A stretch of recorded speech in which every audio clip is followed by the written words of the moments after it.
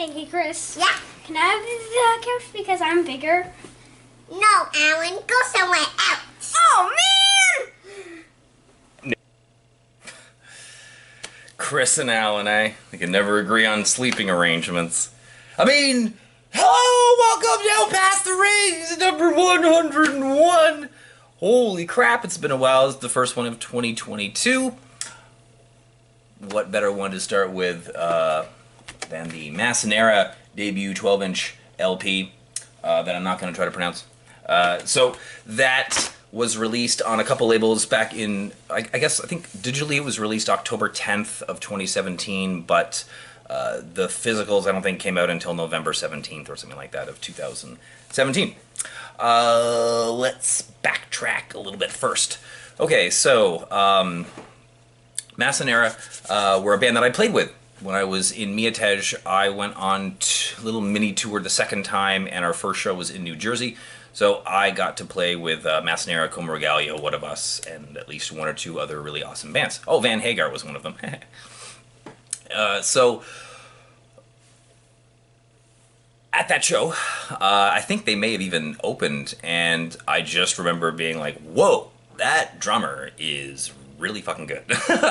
And I remember also Chris having longer hair, if I'm remembering correctly, and Alan was in the band, and then there was some other people as well who aren't in the band anymore, but I'll get to that in a little bit. So after that show, I was very impressed. I stayed in contact with them, and I think it was because of the, where did I put it?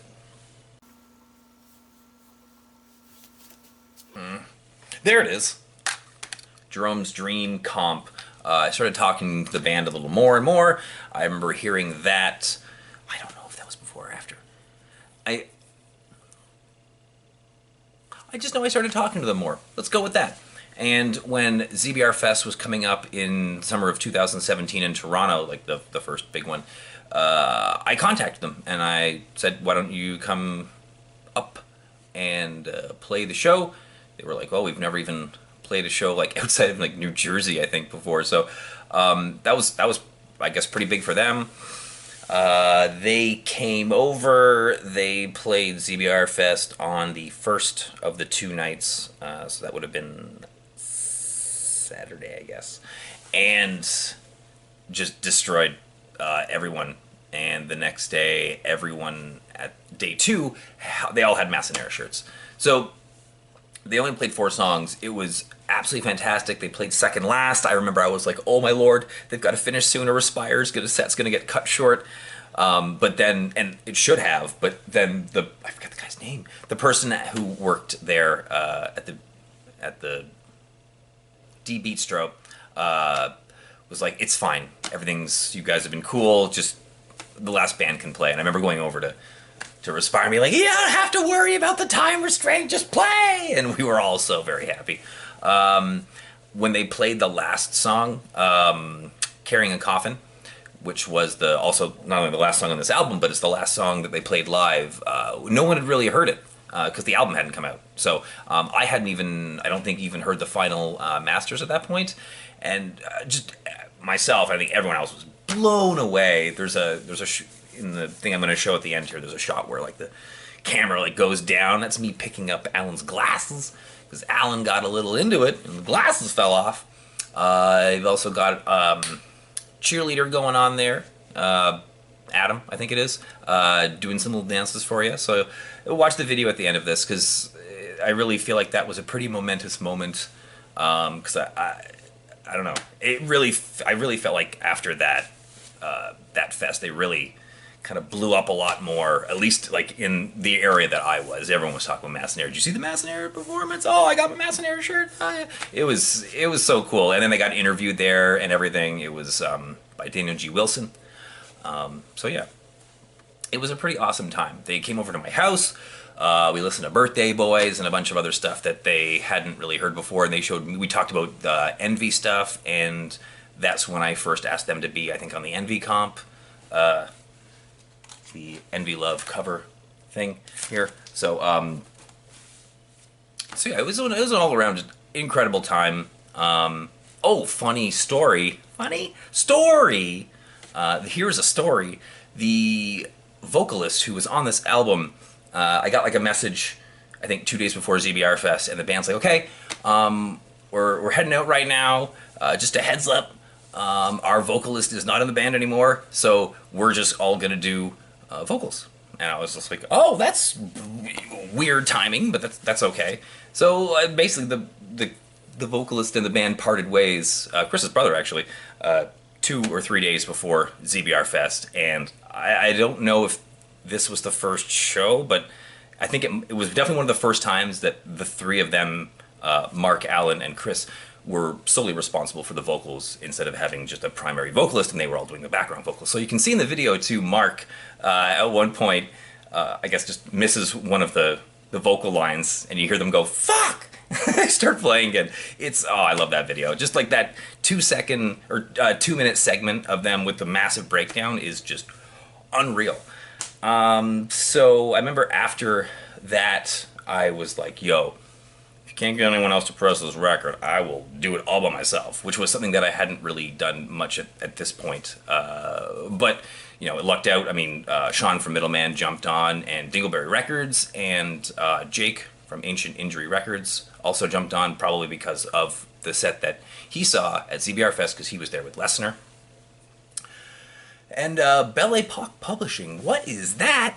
That's Egan's label from Respire that they started, I think, just for this release, and I don't know if anything happened afterwards. Even Respire releases didn't end up on that. So I don't know if anything continued, but I remember Egan took like 25 to 50 copies or something. So I'm sure they're able to sell out of those.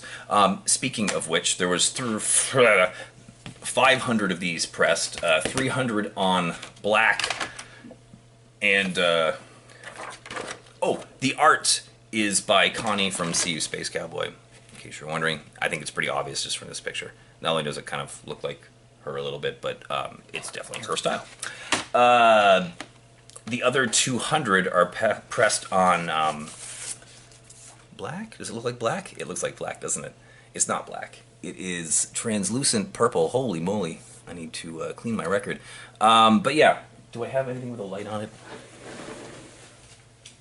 Does that look purple now? Probably not. When you hold it up to the light, it really does look very translucent purple, but and with smoke, no less. But I definitely had messages from people who were like, I ordered the purple MASSA NERA and I got a black one. And I was like, hold it up to the light just to make sure. And I think 9 out of the 10 people who had asked me that were like, you are correct. Yeah, I'm sure I messed one of them up. Sorry! What else is there to talk about with this?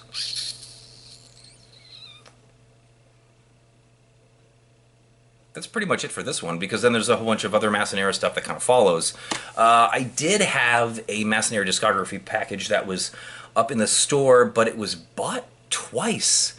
And then the person canceled the order. Pretty sure it was the same person. So I got a little frustrated, and I've torn the set apart, and I've recently, as of right now, I guess, just posted a bunch of the stuff. We also sold out of our records, and then we had to get more from Dingleberry Records in Germany. So we got 5 more copies that we just got in, spread across both stores. So if you wanted to pick one up, now is the time. Not to mention these super old, what are these on? Adorno Records from the UK. I got one of each of those, and I found some patches that they brought to the ZBR Fest. So I've got, I can't remember if it was ZBR Fest 2017 or 2019 in Vancouver. Speaking of which, the ZBR Fest 2022 poster and lineup has all been revealed, which is amazing because we haven't been able to put on a fest for the last 2 years. And guess who's playing? MASSA NERA is going to be the only band who has ever played ZBR Fest 1 and 2 and 3, which is pretty awesome. I mean, they're all very, very good friends of mine, and now they've got Aaron in the band as well, really completely rounding it out. And then they went to Asia and stuff together, and it just sounded like it was absolutely phenomenal. Phenomenal times. Yeah, I love all the people in this band. They're great. They have a new LP. I have heard it, not the final mastered version, but, you know, I don't really have words I assume it's going to come out this year. I think it's pretty much done. It was permanent hearing damage and Steve Roach again. And yeah, I don't think I know anything else past that. Carl Saff mastered this one. We'll see who does the next one. I think I'm just babbling now. So the next Out Past the Rings is I don't know. I looked and then and then it was gone. I don't know. I forget. Anyway, so let's say goodbye with the cheerleading style dance, which I believe goes something like this.